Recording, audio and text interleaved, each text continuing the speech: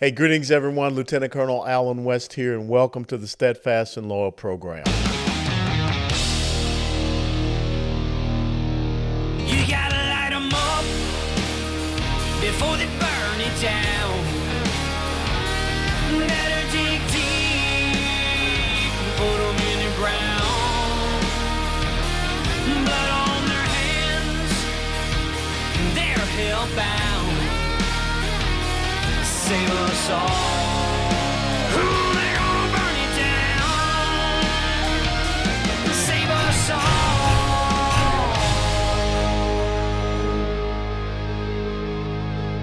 before they burn it down.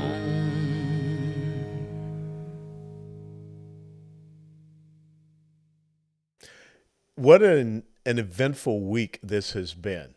A lot of things to share. And then the final segment of this episode of the Steadfast and Loyal program, we'll kind of have a little fun, have a little levity, and talk about something completely different as we go into this Christmas season.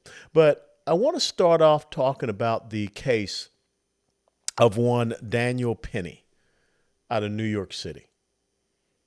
It was an incredible case. Of course, it had the attention of this entire nation. And if you're not familiar with the case, and I don't know how you could not be, but Daniel Penny is a former Marine who was on a subway with other subway patrons, and a young black man by the name of Jordan Neely, who had an incredibly long rap sheet. The man had an arrest record. He was well known. He had been released multiple times. He had a drug issue. He gets on the subway car and starts to make some very definitive threats towards the patrons that were there, making them very uncomfortable. Now, you think about this. Here you are on a subway train car. There's no real avenue of escape. And furthermore, you're probably petrified in making a move to try to get to another car because you don't know what this person may do. There's no police officer there on that subway, on that car. And so what is the recourse of citizens?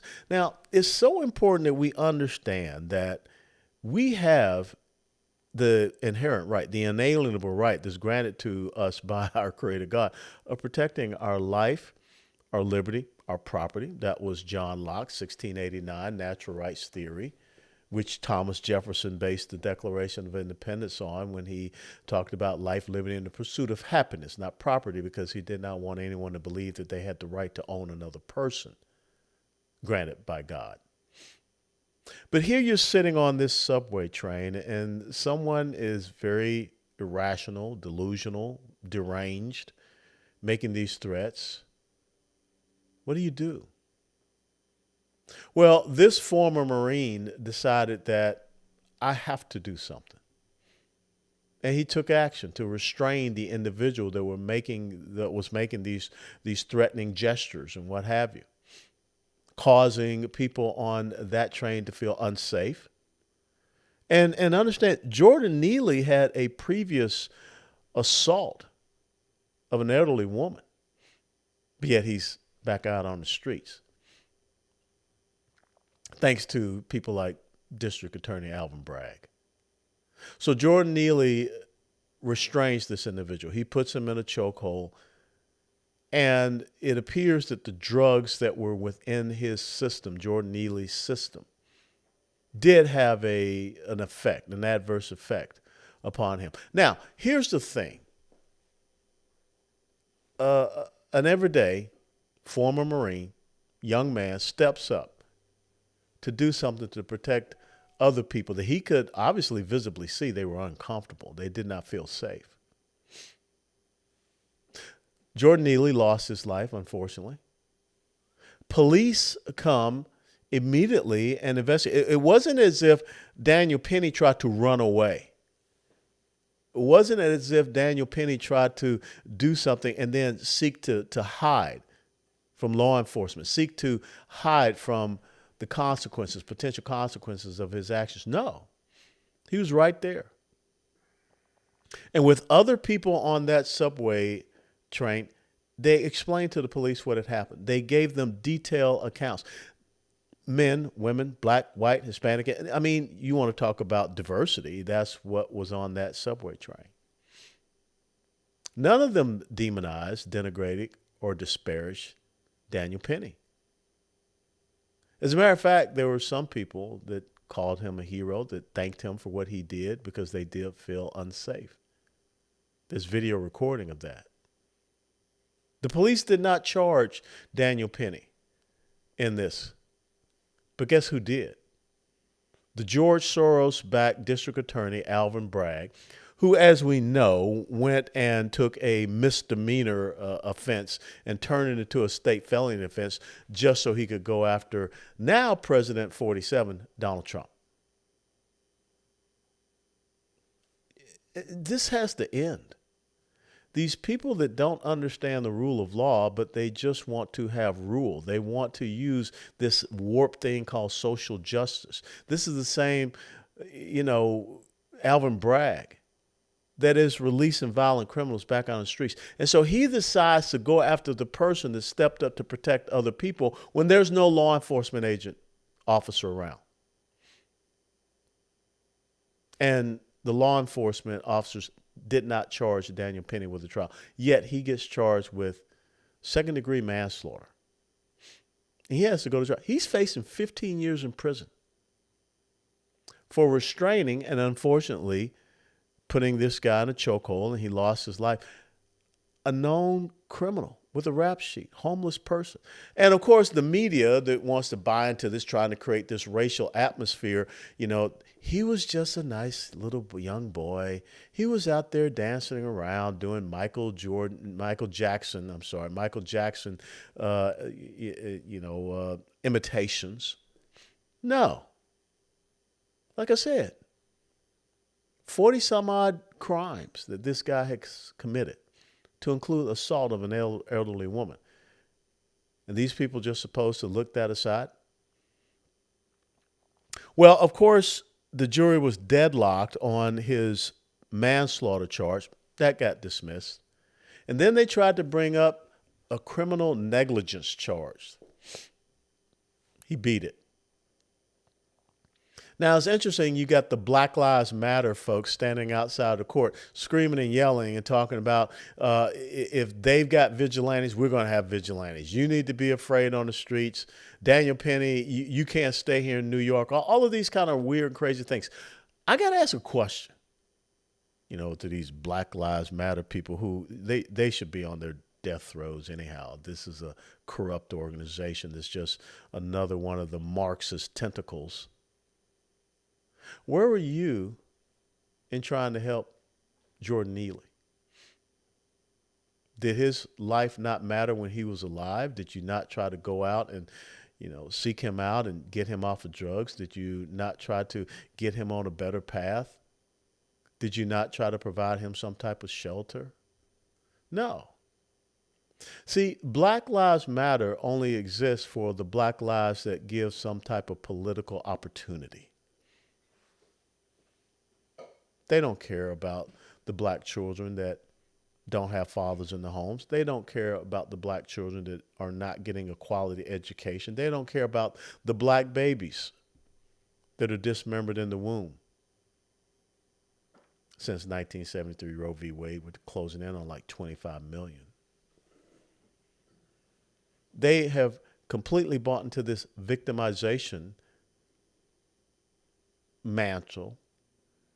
And again, as part of an offshoot of George Soros and what he is doing, this social Marxism, this cultural Marxism, they just scream and yell when things don't seem to go their way and can be used for political advantage. But that wasn't the case here because, again, they were black, white, Hispanic, Asian, young, old, whatever you want to call it, on that subway train, in that car, who wanted to feel safe. See, the real question about this case of Daniel Penny was, do we, as the American people, indeed have the constitutional right to protect ourselves? See, the progressive socialist left does not believe that we do.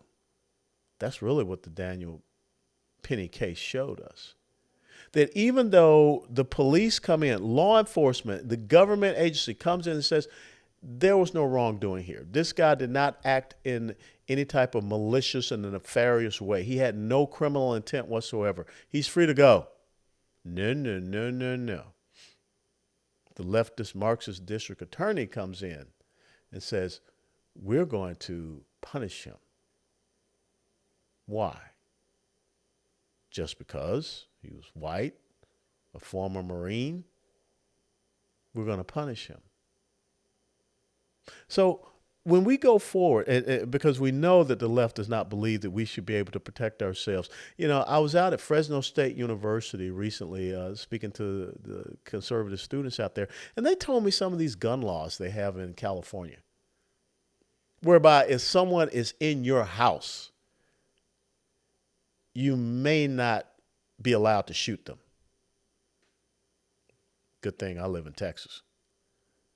Yeah, if someone's in your house. Or the Supreme Court in Minnesota saying that you have to first seek to flee from any confrontation with someone, because if you try to use this thing about self-defense, you can be held criminally liable. And there's a case in Minnesota right now where they're charging a person with murder who shot a person that was wielding a knife at him because he didn't seek to extricate himself. He didn't seek to flee. I just should not have to flee. I should be able to stand my ground and defend my life, my liberty, my property. That's not what the left believes in. See, the left has turned this thing, and this is why they lost in November 2024. And even in California, I think it's Proposition 36, passed overwhelmingly because people are sick and tired of criminals and criminality getting the advantage over them. They want to see harsher crimes on people that are going in and looting stores and things of this nature. But see, the left has flipped this to the point where the criminals, those people, they have the advantage over us, and we are to be held liable for protecting ourselves. And the Daniel Penny case, that was the importance of it. If the Daniel Penny case had gone the other way, who would step up in the next situation where this happened? So this was a monumental decision. And I'll close on this point too. Now all of a sudden, Daniel Penny has to worry about a civil case because the family of Jordan Neely wants to come out, and much the same as, what was his name, Floyd, get a $20 million payout. Well, now they want a payout. Let me tell you something. To the family of Jordan Neely, where were you when he was alive? You want to talk about being criminally negligent? The family of Jordan Neely was criminally negligent. The family of George Floyd, they were criminally negligent because they turned their back on their family members and allowed them to get addicted to drugs and do various other or sundry things. George Floyd pointed a gun at the stomach of a pregnant woman. That's not someone we should be celebrating. And Jordan Neely is not someone we should be celebrating. And Daniel Penny should not have to write a check for a single dime. No, let me put, not a single penny. Because he's innocent of all charges. He saved lives. He protected individuals. He did something that was honorable that I think we need to see return to the United States of America. It's not vigilantism. It's the unalienable right to protect our life, our liberty, and our property. We'll be right back. Hey folks, Lieutenant Colonel Alan West here at Watchtower Firearms. This is the custom design AR-15 that was just made for me. It's got my Steadfast and Laurel logo there. On this side, you can see my signature, my master parachutist wings, of course, American flag. And I just want to tell you that you can't be a great American unless you have a great American weapon. And that's exactly what Watchtower Firearms is building. Great American weapons, all American parts, manufactured right here in the great state of Texas. And oh, by the way, let me see, where is the serial number on this one? TX1836. If you're from Texas, I think you know what that means. God bless you. God bless Watchtower. Hit, dead center. Yes.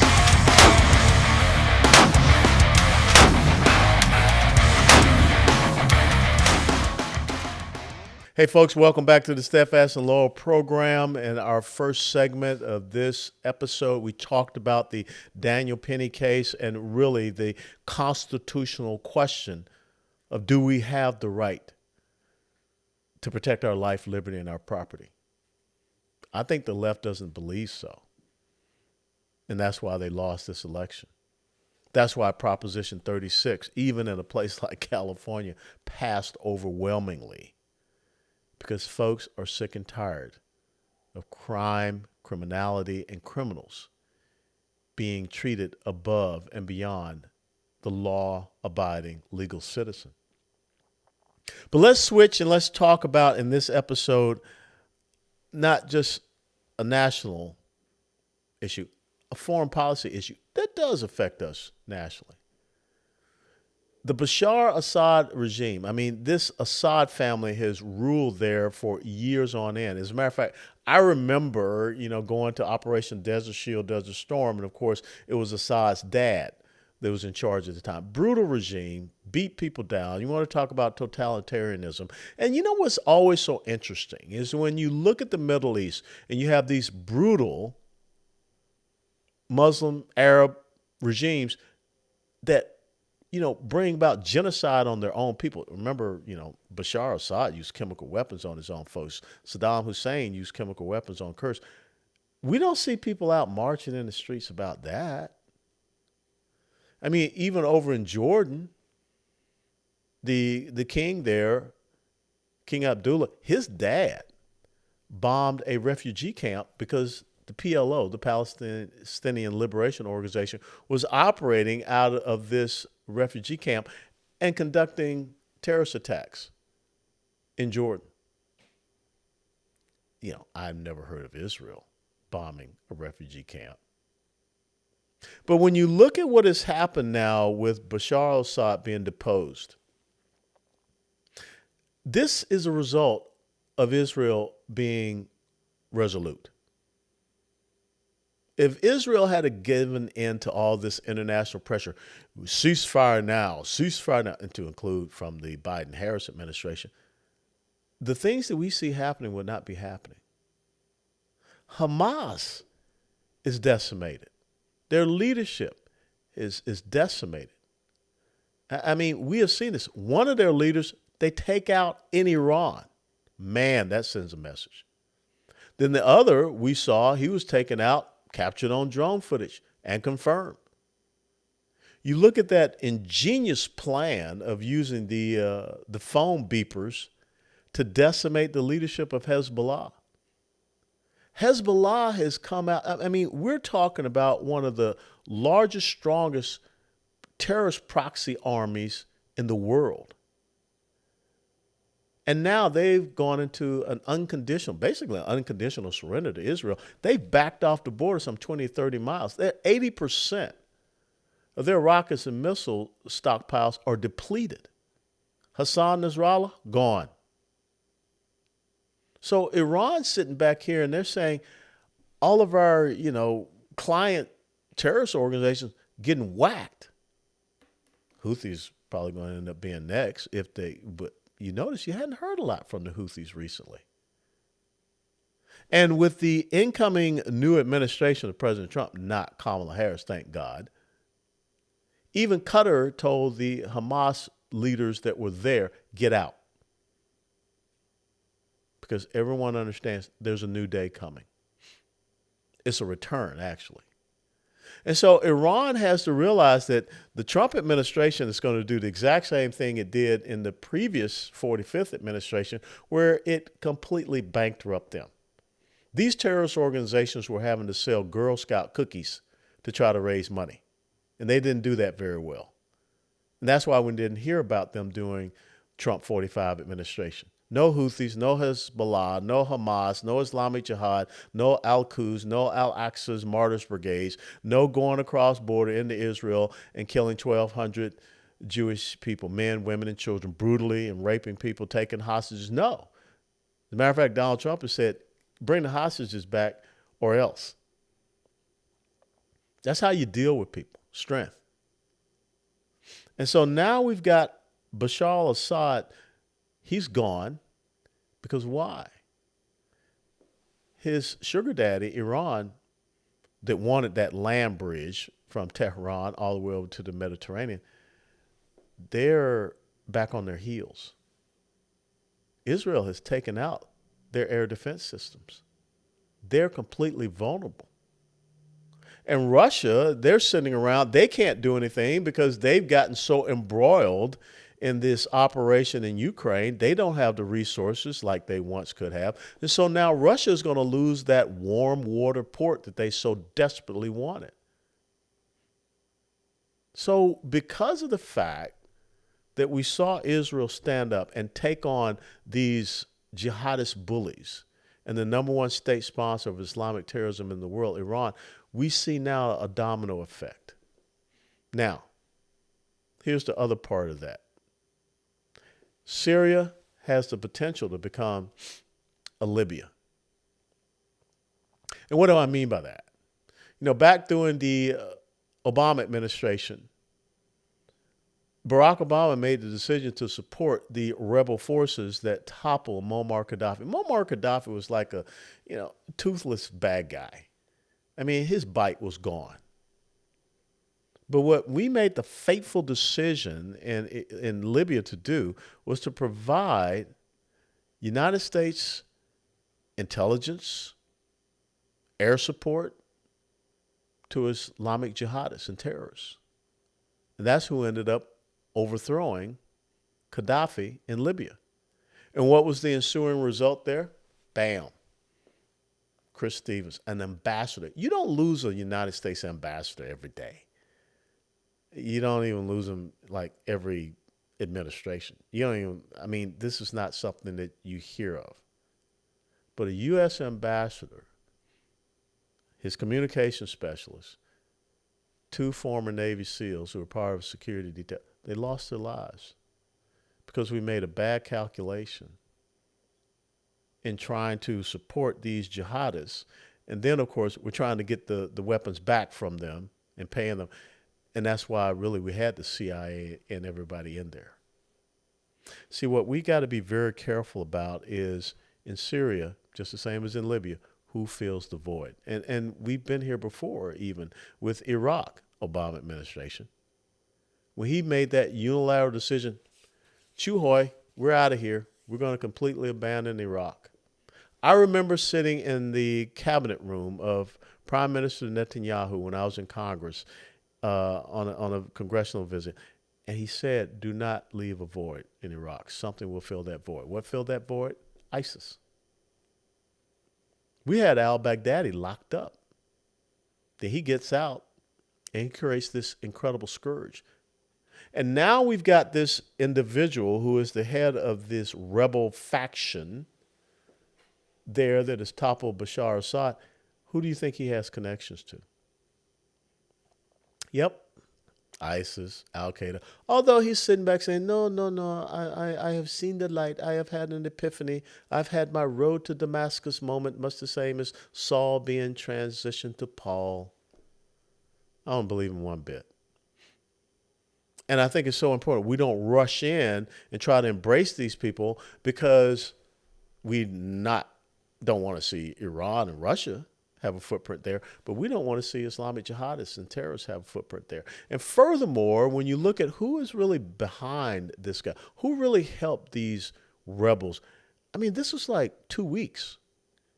They toppled a brutal regime that's been in power for 50 years in 2 weeks. How's that happen? See, the real person that we need to be concerned about now is the leader and the president of Turkey, Erdogan. This is not a good guy. And this is not someone that, first of all, this is not someone that should be in NATO. When you look at some of the things that he has done, is doing, the collusions that he has had with Russia, buying the S-300 surface-to-air missile systems. I think it's time to send a message to Erdogan, because He is not living up to what Kemal Ataturk wanted Turkey to be after the First World War. He wanted Turkey to be a secular Muslim nation. What Erdogan is trying to do is reestablish that footprint of the old Ottoman Empire. He's trying to reestablish, his global hegemonic dominance. Qatar is not our friends either. I mean, they're harboring all kind of terrorist leaders, but they kind of see the writing on the wall. I don't think Erdogan sees the writing on the wall. What's the best foreign policy position and move that we can make right now in that area? Continue to stand strong with Israel, without a doubt, because we owe them a debt of gratitude. They have taken out more terrorist leaders than I think we have in a decade. They've done it in a year. But the Kurds are so important. The Kurds, strong in their support of America. Largest ethnic minority and largest ethnic group in the world without a homeland. And they have a distinct culture. They're not like these Palestinian Arabs who are just Arabs. The Kurdish people have a distinct culture, a distinct history, a distinct language, a distinct everything away from the Arab neighbors that they have, or the Persian neighbors in Iran. If you really want to put yourself in a position to have a bulwark against Iran and whatever they could do, and you could force the toppling of the mullahs and the ayatollahs in Iran by diplomatic pressure and economic pressure, but do something and establish that separate and independent Kurdistan. And that sends a message to Erdogan as well. Erdogan hates the Kurds, and I think it's likewise. Now, the Kurds do have a little problem with some of their groups can, operate as terrorists, but they focus on Turkey. And when you think about some of the genocides that Turkey's done against the Kurds, against the Assyrians, I mean, it's been pretty bad throughout history. So I think that we need to see Mr. Erdogan for who he is and kind of trying to be the new puppet master there. And now he is looking at how he can extend his dominance into Syria. And he is not a supporter of Israel either. He is an Islamist at heart. And so the advice to this new Trump administration coming in, tread carefully.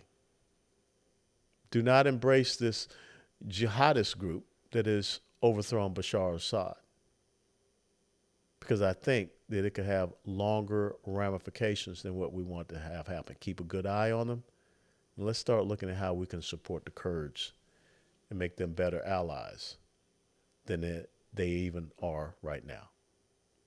Lieutenant Colonel Alan West, Steadfast and Law Program. We'll be right back. So here's the Alan West version, Watchtower Firearms, a BDR-X. You can see it has the Steadfast and Loyal podcast logo on it. And on this side, you've got, my actual digitized signature and my Army Master Parachutist wings. And of course, you got to have the American flag. And again, I mean, this is such an incredibly light weapon. I just can't believe it. And I like the skeletized design.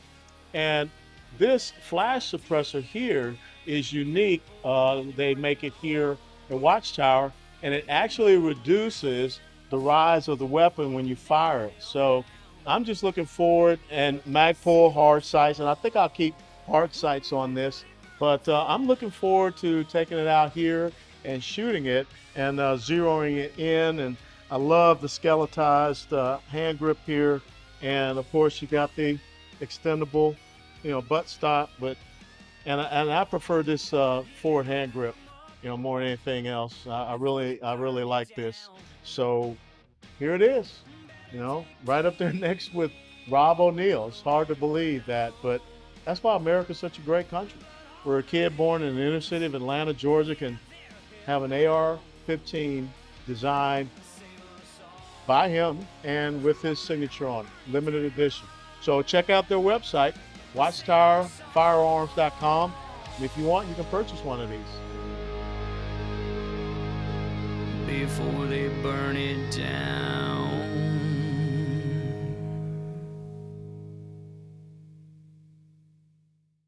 Hey folks, welcome back to the third segment of the Steadfast and Law program. We've talked about a national issue, and that was the Daniel Penny case. because I think it really is something we really need to start thinking about is, our constitutional right to protect ourselves. Because if this case had gone the other way, that would have been the message that you don't have the right to protect yourself. And in some states, they're trying to do, California and Minnesota particularly, they're doing everything that they can to say that you don't have that right. And several other blue states, they're trying to undermine your Second Amendment right, a constitutional right. See, the left likes to make up these ideological rights. They don't like these constitutional rights. And then we talked about a foreign policy issue about what's going on in Syria. It's very interesting that this collapse of the Assad regime has happened in this transition period, that gap between a very weak, lame duck Joe Biden and Kamala Harris. I don't even know where Kamala Harris is. Does anyone know where the vice president of the United States of America is? Kind of lets you know that maybe this is how she would have been as president also, just kind of disappears. But it's interesting that this has happened in just 2 weeks. A horrific 50-year regime collapses in 2 weeks. So we got to pay attention to that. Now I want to bring our attention to what's going on here in the state of Texas. When you look at the presidential electoral map by county in the state of Texas, it's pretty phenomenal. Along the border region, 12 out of 14 border counties went red in the state of Texas. 4 years ago, you had one border county that went red. That was Zapata County. Now it's just solid. And there are very few instances of blue in the state of Texas. Dallas County, yep, where I'm the GOP chairman. Travis County, Harris County, Bexar County, San Antonio, El Paso County, and a couple of counties down there along the border. Like I said, 12 out of 14 went red. And so you would think that Republicans in the state of Texas will be emboldened. I mean, Donald Trump carried this state by somewhere, I think total was 12 to 14%. Ted Cruz won his race by, I believe, like 8 to 9%. Solid showing in 2024. And when you go and look at what happened earlier in the year in the Republican primary, a lot of these wishy-washy, in the middle, I don't like to, use this phrase rhino, Republican in name only, but these people that call themselves moderate Republicans, I mean, I don't understand that. I mean, do you put your finger up and just see which way the wind blows? You got to have some basic principles. And I think conservative constitutional principles are the way that the Republican Party should be, and that's what you see happening.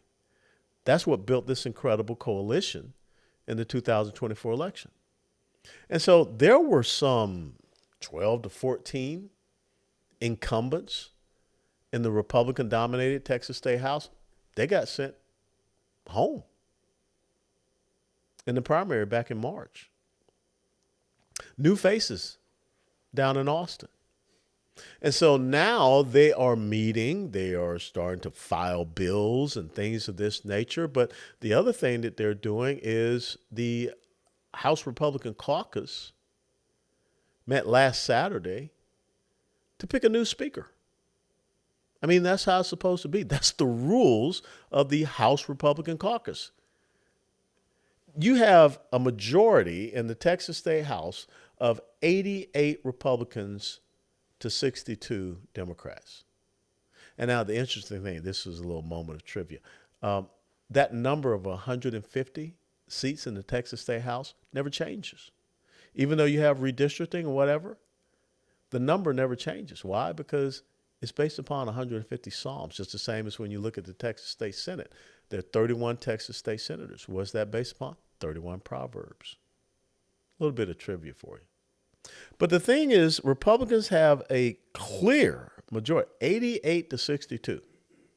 And of course, most of those 62 Democrats in the Texas State House, they come from the major urban population centers. And I think you're going to see some changes as we get rid of some of these illegals out of our state, out of our country. Maybe some of that redistricting stuff is going to change, especially in these major urban population centers. But anyhow, you're supposed to select your speaker from within that House Republican caucus. 88 people are supposed to decide who's going to be the next speaker. Because then in January, when the 89th legislative session, remember, it's a biennial legislature, they meet every 2 years. So when they come in, they have the floor vote for speaker. Well, guess what? If you got 88 of usin and 62 of themsin, Republicans just vote and they support the person that they said, this is who we want to have our speaker. We made that decision in our caucus. Everyone gets behind it. Easy schmeezy, right? No. So many people said, these are your rules. This is how you have to operate. But you go back and you look at Joe Strauss, you look at Dennis Bonnen, you look at Dade Phelan. What have they done? They just took a handful of Republicans, their little cronies.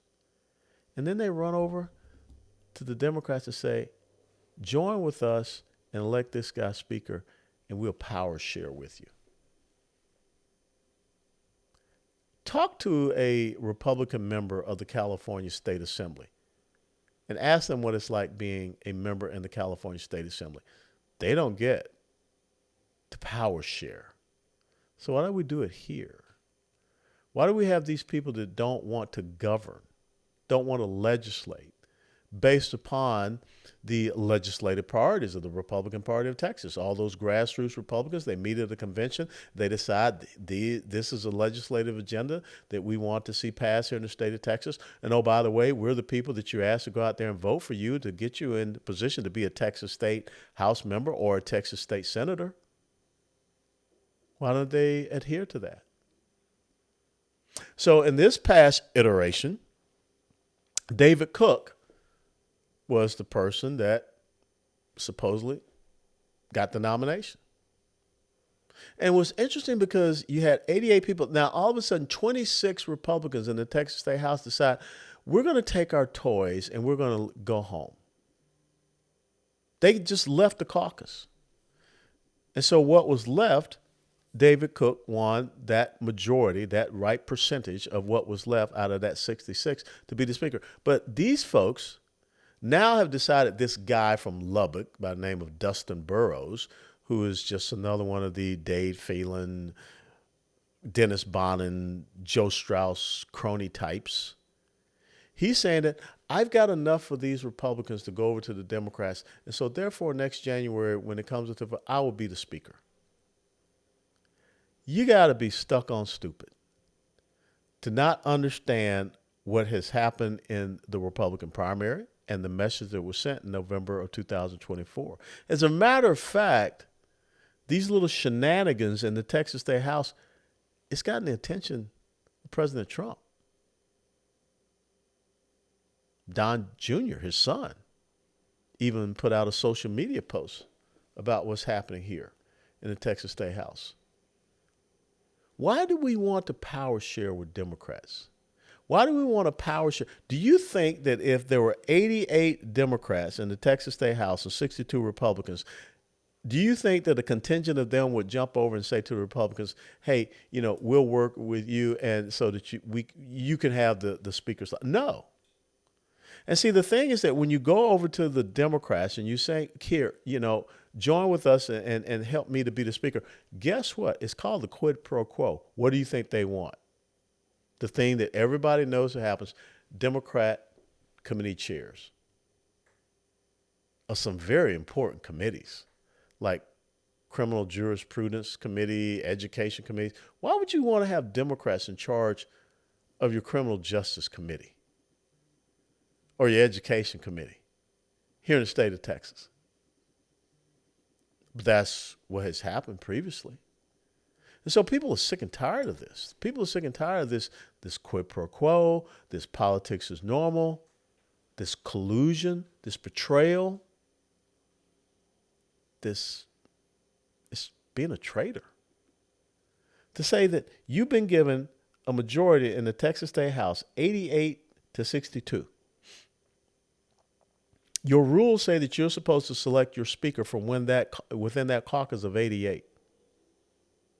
And that person, all of you are supposed to pledge, that's who you're going to vote for when that vote comes up on the House floor, which is just the same as what happens up there in the United States House of Representatives, in the People's House. That's why it's so important to have the majority. Because in the majority, everyone is going to agree. And I was there. We met in the caucus and we decided John Boehner. There were some people that didn't want to vote for Boehner, but when he won the caucus, the Republican conference. Then when it went to the House floor, it was going to be John Boehner. The Democrats, they kept saying Nancy Pelosi, Nancy Pelosi, Nancy Pelosi. Well, they didn't have enough because we had the majority. So why is it different here in the state of Texas? Why can't these guys just be the majority? That's what you've been given. Are you afraid? Do you think that the people are not as important as the Democrats you want to curry favor with, or the political lobby class you want to curry favor with? So it'll be interesting to see, because the actual House floor vote will take place on January the 14th, I believe, when they come into the 89th legislative session. If for some odd reason that we have a small group of Republicans that join with Democrats and they select Dustin Burrows to be the speaker, when he wasn't the one that won the vote within the Republican caucus just here a week ago in Austin, there's going to be hell to pay at the next Republican primary in March of 2026. There'll probably be hell to pay even before that, because there are already resolutions of censure going out. And even Governor Greg Abbott somehow has found his voice to say that a Republican speaker should come from the Republican caucus. Maybe that's because Dustin Burrows went out there and said that he has the support of Governor Abbott. I don't think he wants to be on the bad side of that train. Pay attention as to who will be the Speaker of the House. In a Republican state house in the Republican state of Texas. Lieutenant Colonel Alan West will be right back after these messages. Hey, greetings, everyone. Lieutenant Colonel Alan West, welcome back to the final segment of this episode of the Steadfast and Low program. We've had some heavy topics. We talked about the Daniel Penny case and the ramifications thereof on our constitutional right to protect our life, liberty, and our property. We talked about what's going on in Syria, a big foreign policy issue that the Trump administration will face coming in. We don't want to make the same mistakes out of the Obama administration when you created the void by leaving Iraq, and also the void that was created in Libya. And then we just talked about, a statewide issue here as far as leadership and the legislative agenda as we prepare to go into our 89th legislative session next January, whereby it seems that there's just a group of Republicans that they don't want to be Republican. I don't get it. I don't know what the fear is.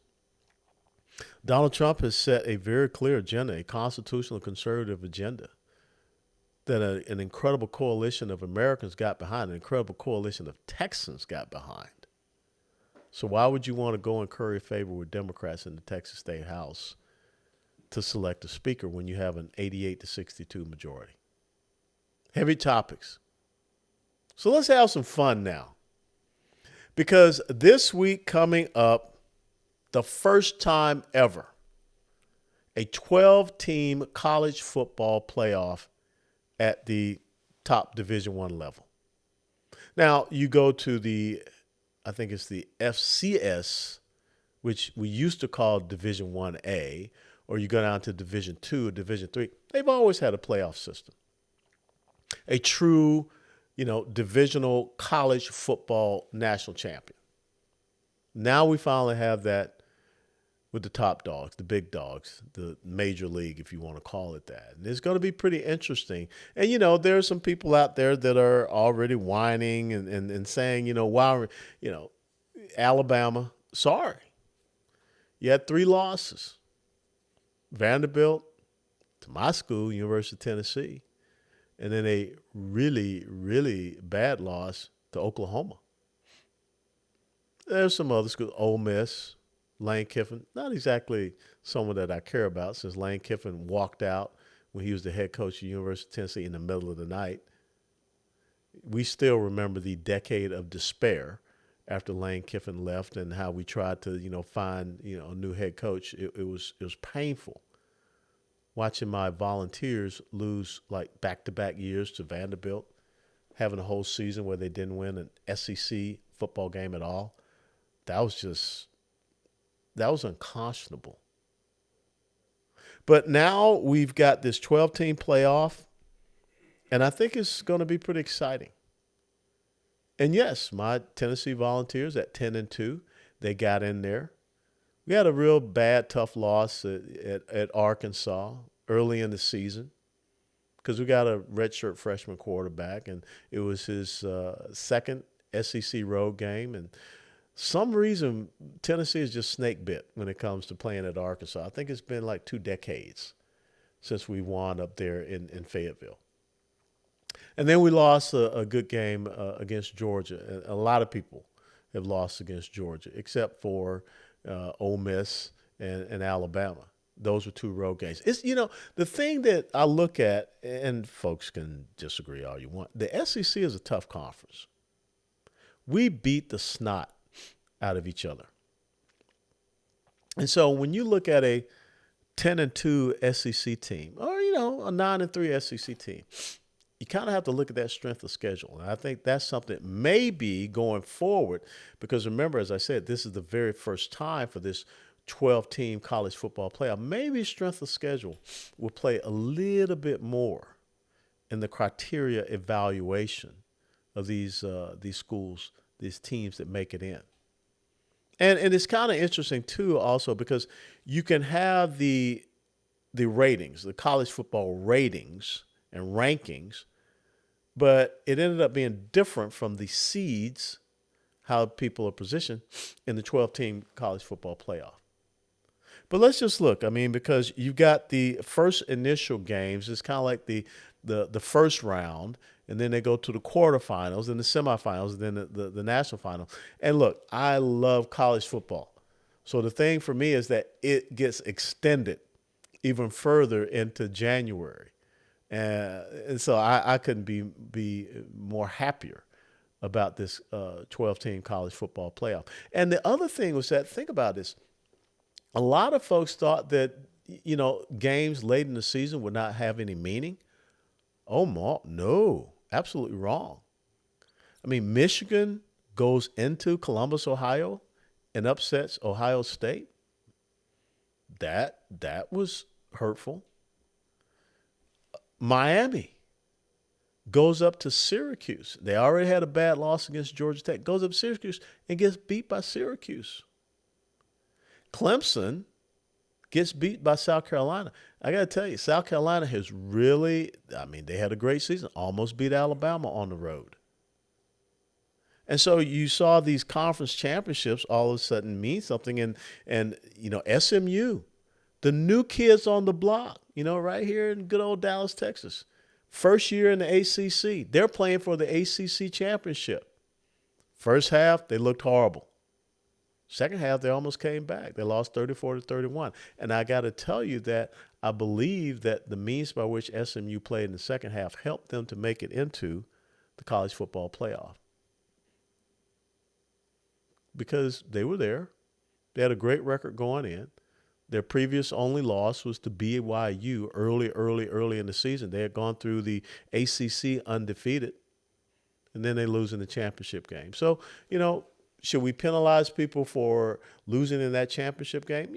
They made it to the championship game. Maybe something we need to look at going on is how we look at some of these top conferences, and maybe we just say the top 2 out of top conferences. But that's for another discussion.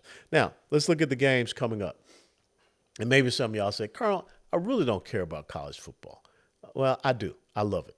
And a lot of people out there love it. Although I will tell you, I'm not a big fan of the name and likeness, the NIL thing. I'm not in favor of the transfer portal because I believe that now college football is coming like a mini NFL. Free agencies and things of this thing. Kids just hopping around from school to school looking for the best deal.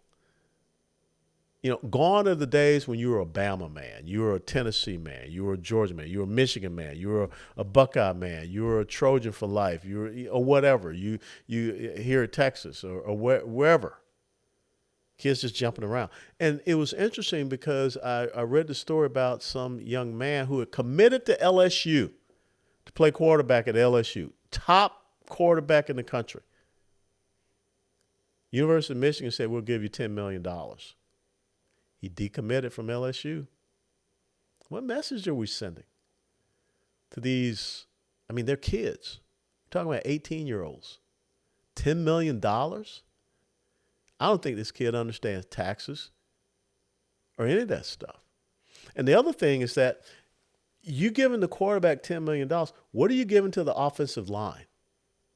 The guys that have to protect the quarterback from getting crushed in a blitz package. I mean, the quarterback riding around in Corvettes and Maseratis on college and university campuses, what are you giving the offensive line? Running backs. But what are you getting the offensive line? What are you giving the defense? So we got to be very careful of creating this, separation. You get a scholarship, you get a good education. That should be the focus. But Indiana versus Notre Dame. That's kind of a in-state rivalry game there. You got the Hoosiers going to come down there and play the Fighting Irish coming up this Friday night. I think it'll go to Notre Dame. Everybody was concerned about Notre Dame when they initially lost to Northern Illinois. They've gone on a tear after that because they knew they had to prove themselves. And so they're in, and I think that they will continue to do well. So I think that Notre Dame will beat Indiana. SMU at Penn State. Penn State showed me something in their conference championship game against Oregon that they can put points on the board, or maybe Oregon just doesn't have that good of a defense. But what SMU has to do, they cannot go in and give someone a big lead like they did with Clemson and think that they can all of a sudden kick it in the second half. So I think that, SMU is going to go up there. I will give the advantage to Penn State playing at home. I'm sure they'll do the quote-unquote whiteout conditions, but you never know. Maybe SMU will put on their big boy pants and play 2 halves of football. Clemson comes to Texas. Very interesting. Clemson, who at the beginning of the season just got absolutely torn apart by Georgia. Everyone just wrote Clemson off. And then, of course, they finished their season with a loss to South Carolina. But yet, they make it to the ACC championship because Miami loses against Syracuse. They beat SMU, and they ease their way in as a conference champion. They didn't get the first round bye, but now they get to come down and play Texas. This is going to be an interesting game because I think that Georgia-style defense is what Clemson has. The game's at Texas, so maybe they'll have a home field advantage, but then we saw that they didn't have that advantage with Georgia. A lot of speed with Clemson, but I think that Steve Sarkisian and the Texas Longhorns will prevail, and so Texas will beat Clemson. And then the big game for me, Tennessee travels up to Columbus, Ohio to take on the Buckeyes in the Big Horseshoe. I'm not going to go against my Volunteers. It's going to be tough up there. Ohio State has a lot to try to prove after, that loss that they suffered to Michigan. But what Michigan showed, because they beat them there in Ohio, is that a good defense can stop the Buckeyes. Tennessee has a really good defense. Now, the question is, can we not have a slow start? The Volunteers always have a slow start. And can Nico Iamaleava, can he rise up and play a solid, strong game? Again, redshirt freshman. But I'm going to go with my Tennessee Volunteers. And so I look at the next round in the quarterfinals. Notre Dame moves on to play. Penn State moves on to play Texas. And Tennessee hopefully moves on to play. Tennessee has a tough deal because they would have to go out and play Oregon in the Rose Bowl. But I love college football. I just wish we get rid of that NIL stuff and the transfer portal stuff. Let's just get back to having scholar athletes once again. Let's teach these young men and young women and athletics commitment, especially in college football. That jumping around from school to school looking for the best deal, that's not how it is in life. So enjoy the college football weekend and have a great time. And I love Army, so I will continue to say, go Army and beat Navy. Steadfast and loyal. Before they burn it down.